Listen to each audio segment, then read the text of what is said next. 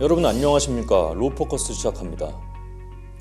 휴대폰 등의 녹음 기능은 사회적 약자가 스스로를 지킬 수 있는 수단으로 꼽힙니다.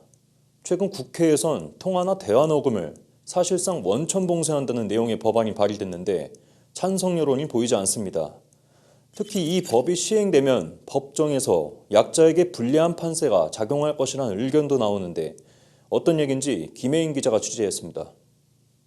그럼 못하러 잡자 하냐고. 미투도 아유 그 사람이 살아가는 게 너무 삭막해. 나는 안희정이 불쌍하더만 솔직히. 제20대 대통령 선거 기간 공개돼 파장을 불렀던 김건희 여사의 7시간 녹취. 같은 시기 김혜경 씨 관련 통화 내용도 국민에게 큰 충격을 안겼고 대선 판도를 바꾼 요인 중 하나가 됐습니다. 사모님이 내일 초밥 올려달라고 했어. 그거 점심 때 올릴 거 어떡할까? 주말째 가서 그거 결제를 카드 갖다 하고 결제하고 나서 올리겠습니다.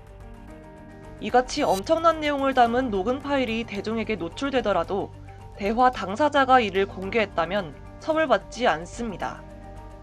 형사처벌 대상이 아니기 때문입니다. 현행법상 공개되지 않은 타인 간 대화는 녹음이나 청취할 수 없습니다. 최근 국회에선 상대방 동의 없이 대화를 녹음하면 처벌한다는 법안이 나왔습니다.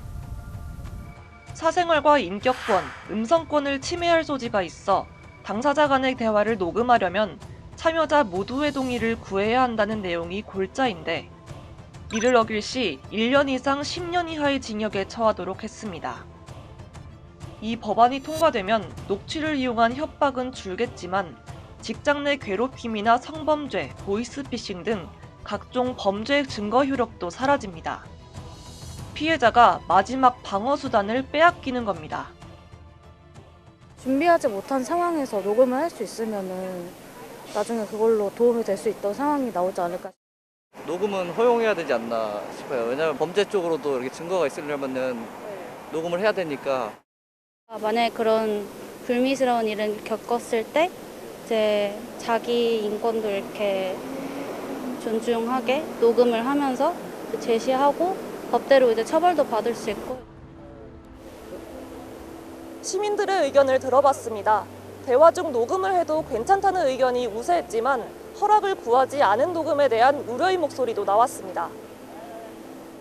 동의 없이 그냥 무작대로 녹음을 해서 그냥 하는 거는 불법이라고 생각하지만 그렇지 않고 동의하에 이걸 사용하면은 저는 괜찮다고 생각을 합니다. 모르게 해서 그걸 또 쓰는 사람도 있기 때문에 법조계는 사회적 논의가 우선 과제라고 말합니다.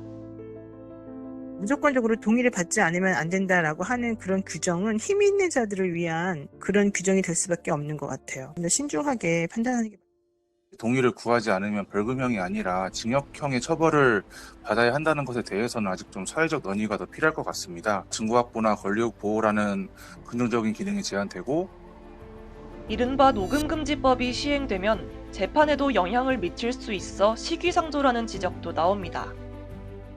무엇보다 이 당사자 간 대화 녹음은 법정에서 중요한 증거로 활용이 되고 있는데요. 당사자 간 이루어지는 대화의 녹음 자체를 일률적으로 금지하고 형법으로 규제하는 것은 바람직하지 않다고.